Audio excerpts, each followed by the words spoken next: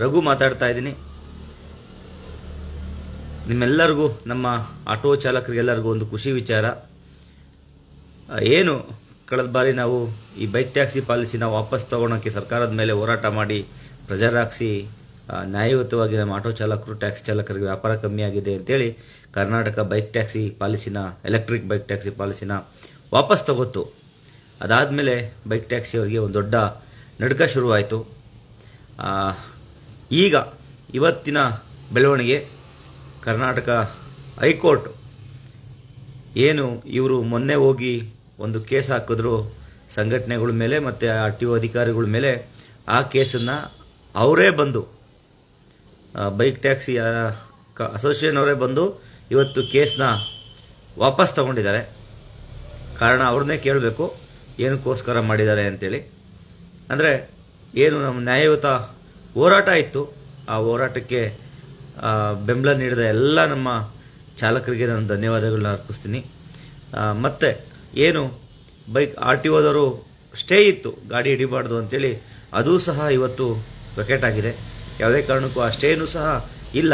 ನಾಳೆಯಿಂದ RTOದವರು ಗಾಡಿ ಹಿಡಿಬೋದು ಅಂತೇಳಿ ಹೈಕೋರ್ಟು ಸಹ ಫೈನ್ ಹಾಕ್ಬೋದು ಅಂತೇಳಿ ಹೈಕೋರ್ಟು ಸಹ ತಿಳಿಸ್ಕೊಟ್ಟಿದೆ. ಆದರೆ ಆ ಆಟೋ ಚಾಲಕರು ಮತ್ತು ಬೈಕ್ ಟ್ಯಾಕ್ಸಿಯವರು ಗಲಾಟೆ ಮಾಡ್ಕೋಬಾರ್ದು ಅಂತೇಳಿ ಮತ್ತೊಮ್ಮೆ ಹೈಕೋರ್ಟು ಹೇಳಿದೆ. ಇದೇ ಆಗಸ್ಟ್ 9ನೇ ತಾರೀಕು ಜಡ್ಜ್ಮೆಂಟ್ ಇದೆ. ಅದಕ್ಕೋಸ್ಕರ ಅಲ್ಲಿವರೆಗೂ ಯಾವುದೇ ರೀತಿ ಕಾನೂನನ್ನ ಕೈಗೆತ್ತಿಕೊಳ್ಳದಂಗೆ ನೀವು ಆಟೋ ಚಾಲಕರು ಇರಬೇಕು ಅಂತೇಳಿ ಹೈಕೋರ್ಟ್ ಮನವಿ ಮಾಡಿಕೊಂಡಿದೆ. ಆದ್ದರಿಂದ ನಮ್ಮೆಲ್ಲ ಚಾಲಕರಿಗೂ ಕೇಳ್ಕೊಳೋದು, ನಾವೆಲ್ಲ ಒಂದು ಹೋರಾಟ ಸಮೀಪಕ್ಕೆ ಬಂದಿದೆ, ಗೆಲ್ಲುವಂಥ ಅವಕಾಶಗಳು ಹೆಚ್ಚಾಗಿದೆ ನಮಗೆ. ಇದೇ ಆಗಸ್ಟ್ 9ನೇ ತಾರೀಕು ನಮಗಿದೆ. ಇವತ್ತು RTOದವರು ಏನು ಕಂಪ್ಲೇಂಟ್ ಇತ್ತು, ಬೈಕ್ ನಡಿಬಾರ್ದು, ಕೋರ್ಟ್ ಸ್ಟೇ ಇದೆ ಅಂತೇಳಿ, ಅದೂ ಸಹ ವೆಕೆಟ್ ಆಗಿದೆ. ಬೈಕ್ ಟ್ಯಾಕ್ಸಿ ಅಸೋಸಿಯೇಷನ್ ಏನು ಕಂಪ್ಲೇಂಟ್ ಹಾಕಿತ್ತು, ಅದೂ ಸಹ ವಾಪಸ್ಸು ಅವರೇ ಬಂದು ವಾಪಸ್ ತಗೊಂಡಿದ್ದಾರೆ. ಕಾರಣ ಇಷ್ಟೇ, ಮೊನ್ನೆ ಎಲ್ಲ ನಾವು ಹೇಳಿದ್ವಿ, ಯಾರ್ಯಾರು ನಮ್ಮ ಮೇಲೆ ಸುಳ್ಳು ಮೊಕದ್ದಮೆಗಳನ್ನ ಹೂಡಿದ್ದಾರೆ ಅದನ್ನು ಮಾನನಷ್ಟ ಮೊಕದ್ದಮೆ ನಾವು ಅವ್ರ ಮೇಲೆ ಹೂಡ್ತೀವಿ ಅಂತೇಳಿ. ಈಗಲೂ ಅಷ್ಟೇ, ಏನು 2-3 ಕೇಸು ನಮ್ಮ ಸಂಘಟನೆ ಮೇಲೆ, ನಮ್ಮ ಮೇಲೆಲ್ಲ ಹಾಕಿದ್ದಾರೆ. ಅದಕ್ಕೂ ಸಹ ನಾವುಗಳು ಉತ್ತರ ಕೊಟ್ಟೇ ಕೊಡ್ತೀವಿ. ನ್ಯಾಯಾಲಯದಲ್ಲಿ ಎಷ್ಟು ನಮ್ಮ ಪರವಾಗಿ ತೀರ್ಮಾನ ಬರುತ್ತೆ. ಯಾಕೆಂದರೆ ನಾವೇನು ತಪ್ಪು ಮಾಡಿಲ್ಲ.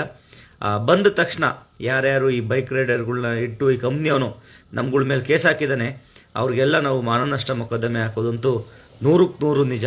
ಈ ಬೈಕ್ ಅಸೋಸಿಯೇಷನ್ ಏನಾದ್ರು ನಮ್ಮ ಮೇಲೆ ಹಾಕಿದರೆ ಅವ್ರ ಮೇಲೂ ನಾವು ಮಾನನಷ್ಟ ಮೊಕದ್ದಮೆ ಹಾಕಲಿಕ್ಕೆ ತಯಾರಿ ಮಾಡಿದ್ದೀವಿ. ಏನಕ್ಕೋಸ್ಕರ ಅಂದರೆ ಕಾನೂನು ಎಲ್ಲರಿಗೂ ಒಂದೇ.